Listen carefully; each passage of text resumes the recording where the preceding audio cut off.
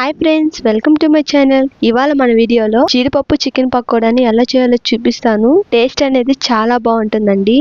ఇలా నేను చూపించిన విధంగా అయితే ఒకసారి ట్రై చేసి చూడండి. ఇక ఎందుకు ఆలస్యం, వీడియోలోకి వెళ్దామా?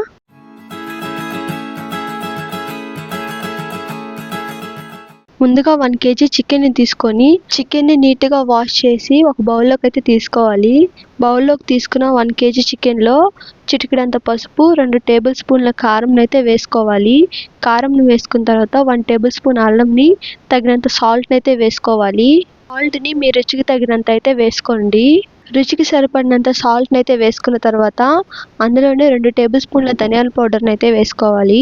ధనియాల పౌడర్ని యాడ్ చేసినాక 1 table spoon garam masala powder, 1 table spoon chicken masala పౌడర్ని వేసి అందులోనే ఫుడ్ కలర్ని అయితే యాడ్ చేయాలి. మసాలాలన్నీ యాడ్ చేసుకున్న తర్వాత చికెన్కి పట్టేటట్టు బాగా మిక్స్ చేసుకోవాలండి. నేను చూపించిన విధంగా అయితే మసాలాలన్నీ పట్టేటట్టు బాగా మిక్స్ చేసుకోండి. మసాలాలన్నీ చికెన్కి పట్టేటట్టు బాగా మిక్స్ చేసుకున్న తర్వాత అందులోనే 3 టేబుల్ స్పూన్ల శనగపిండి, అలాగే 3 టేబుల్ స్పూన్ల కార్న్ఫ్లోర్ని అయితే యాడ్ చేసుకోవాలి.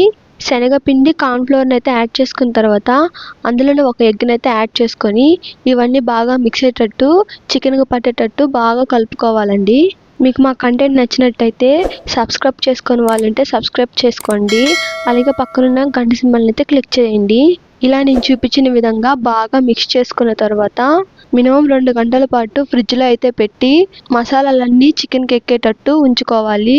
2 గంటల తర్వాత స్టవ్ ఆన్ చేసి కడాయి పెట్టుకుని అందులో డీప్ ఫ్రైకి కావాల్సినంత ఆయిల్ని అయితే వేసుకొని ఇందాక మనం ఫ్రిడ్జ్లో పెట్టుకున్న ఈ చికెన్ అయితే ఇందులో వేసి బాగా వేపుకోవాలి. ఫ్లేమ్ అనేది హై ఫ్లేమ్లో పెట్టి ఈ చికెన్ ముక్కల్ని అయితే వేయించుకోవాలండి. చికెన్ ఫ్రై చేసుకునేటప్పుడు ఆయిల్ అనేది బాగా వేడై ఉండాలండి. అందుకే మనం ఫ్లేమ్ అనేది హై ఫ్లేమ్లో పెట్టుకొని ఈ ప్రాసెస్ని అయితే చేసుకోవాలి. 15 నిమిషాల తర్వాత మనకి చికెన్ అనేది ఫ్రై అయిపోయి ఉంటుందండి. ఫ్రై అయిన చికెన్ని ఒక బౌల్లోకి అయితే తీసి పక్కన పెట్టేసుకోవాలి. నేను చెప్పిన విధంగానే మిగతా చికెన్ ముక్కలను కూడా ఆయిల్ అయితే వేసుకొని ఫ్రై చేసుకొని ఒక 15 నిమిషాల తర్వాత చికెన్ ముక్కలు అనేటివి బాగా ఉడికిపోయి ఉంటాయి. పక్కకు తీసి ఒక బౌల్లోకి పెట్టుకోవడమేనండి.